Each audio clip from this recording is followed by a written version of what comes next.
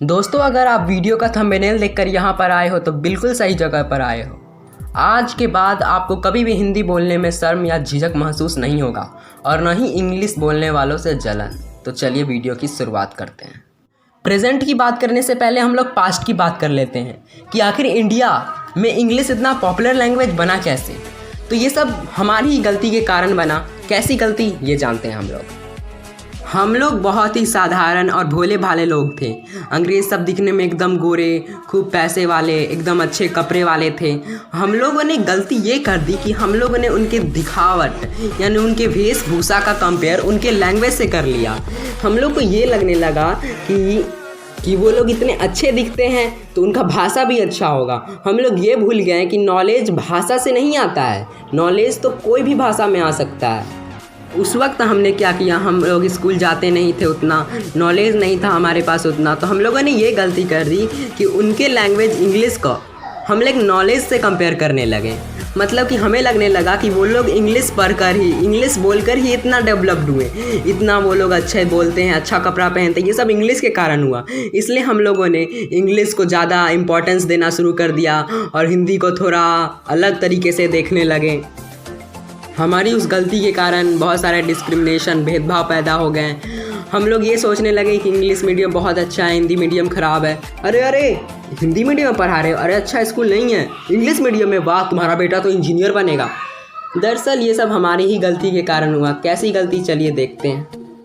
Road पर एक भीड़ आदमी को मार रही है। आप जानो या ना जानो, फिर भी आप वहाँ जाओगे और उस आदमी को मारोगे, उसकी गलती न पता होते हुए भी। बिल्कुल इसी तरह अंग्रेज़ों के समय हुआ।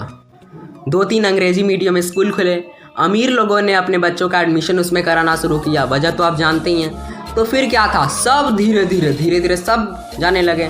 उसके बाद जब डिमांड बढ़ेगी तो और स्कूल खुलेंगे, और स्कूल खुलेंगे तो आप तब जानते ही क्या क्या। फिर लोगों की मानसिकता ही ऐसी बन गई कि अंग्रेज़ी बहुत अच्छा विषय होता है, लाखों पैसे खर्च करके अंग्रेज़ी मीडियम स्कूल में पढ़ाना वगैरह वगैरह होने लगा, जो आज तक चल ही रहा है। गलती गवर्नमेंट की भी है। मतलब उस समय सरकारी स्कूल का हालत ही ऐसा बना रखा था कि मतलब सरकारी स्कूल के देखते ही आपको ऐसा चित्रा जाता था। तो फिर लोग सब तो यही सोचेंगे ना कि मतलब कि सरकारी स्कूल में गरीब बच्चे पढ़ते हैं, ये नहीं पढ़ते, वो नहीं पढ़ते, यहाँ से कुछ नहीं हो पाता वगैरह वगैरह। और अब तक हालत वैसी ही है, अब तक भी कोई सुधर नहीं पाई है, जिसके कारण हो रहा है वही सब जो होना चाहिए। मैं आगे बढ़ने से पहले मैं आपको एक पते की बात बताना चाहता हूँ। मेरी बात सुनकर आप भी कहोगे बात में दम है। जैसा कि आप जानते हो कि अंग्रेज़ दिखने में स्मार्ट, हैंडसम, लंबे लंबे, एकदम अच्छे दिखने में वगैरह वगैरह थे। लेकिन अगर वही अंग्रेज कितने भी नॉलेज वाले होते, कितने भी नॉलेज वाले, स्वयं भगवान ही क्यों ना, लेकिन अगर दिखने में टिंगू, टकले बाल, गोबर में रहने वाले, गोबर खाने वाले, मतलब कुछ भी, तो हम उनके लैंग्वेज को इतना वैल्यू नहीं देते। समझे बात? समझ गए ना? Very good. तो सोचिए हमारे लिए नॉलेज से ज़्यादा बाहरी दिखावट कितना ज़रूरी है। अब बात करते हैं मुद्दे की। अरे इंग्लिश है क्या, ये इंग्लिश लैंग्वेज है। लैंग्वेज क्या है? लैंग्वेज अपनी बात को एक व्यक्ति से दूसरे व्यक्ति तक पहुंचाने के साधन को, फैसिलिटी को लैंग्वेज कहते हैं। अगर लैंग्वेज मात्र एक व्यक्ति से दूसरे व्यक्ति तक अपनी बातों, भावनाओं को पहुंचाने के लिए होता है, तो फिर ऐसा कैसे हो सकता है कि एक लैंग्वेज अच्छा है तो एक लैंग्वेज ख़राब? ऐसा थोड़ी ना है कि लैंग्वेज कोई मोबाइल फ़ोन है कि हाँ सैमसंग का मोबाइल ये फैसिलिटी देता है तो आईफोन नहीं देता। अरे हाँ, आईफोन ये फैसिलिटी देता है और वीवो का मोबाइल नहीं देता। ऐसा कुछ थोड़ी ना होता है। अगर हम लोग अंग्रेजी में थैंक यू कहते हैं तो ऐसा थोड़ी ना होता है कि हिंदी में उसका कोई ऑप्शन नहीं है। हिंदी में धन्यवाद कह सकते हैं। अगर हिंदी में हम लोग कुत्ता कहते हैं तो इसका मतलब ये तो नहीं कि अंग्रेजी में ऐसा कुछ वर्ड ही नहीं है ना? डॉग कह सकते हैं। अब कुछ लोग कहते हैं कि हाँ हिंदी में कुत्ता कहने से थोड़ा ज़्यादा बुरा लगता है, तो ऐसा थोड़ी ना है कि जैसे इंग्लैंड में अगर कोई किसी को डॉग कहता है तो उसको बुरा नहीं लगता होगा कि हाँ इसने मुझे डॉग कह दिया। अगर हिंदी भाषा में कई गालियाँ हैं तो ऐसा नहीं है कि अंग्रेज़ी में गालियाँ नहीं हैं, गुजराती में गालियाँ नहीं हैं, सब भाषा में गालियाँ हैं। तो इसका मतलब क्या हुआ कि सब एक जैसे ही भाषा है।